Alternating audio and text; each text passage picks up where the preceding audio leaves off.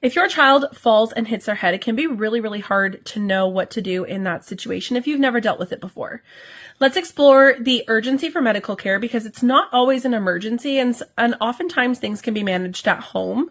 We're going to talk about the symptoms that you need to watch out for, and we're also going to talk about how to manage this at home. Hi, I'm Sydney. I'm a certified athletic therapist with training in both identified concussions and concussion rehabilitation.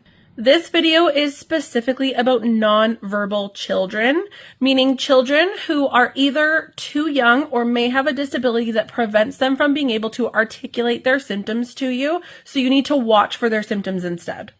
We'll talk about urgency for medical care first.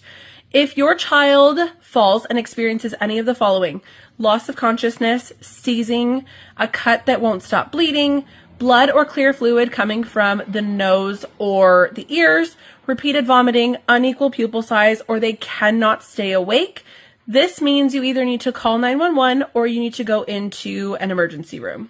If they do not show any of those big symptoms, but you notice that something isn't right, they may still have a concussion. But how can we know?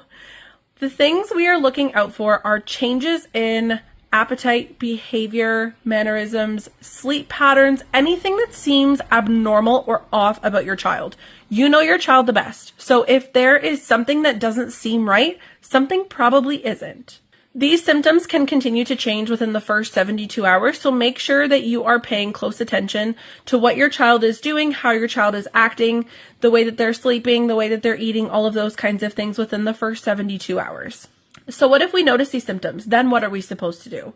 My biggest advice is book in with your child's doctor. Let your child's doctor know what happened, the symptoms they're experiencing, all of those kinds of things, so that they are aware of the situation. We want to decrease the use of higher sensory activities. So things like TV shows or watching videos.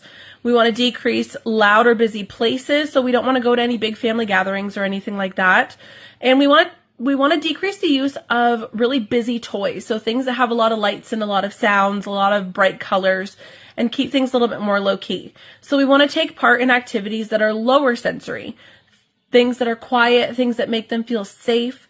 For example, coloring, reading picture books, using building blocks, things like that. And make sure you read the caption below. I've put a lot more information down there.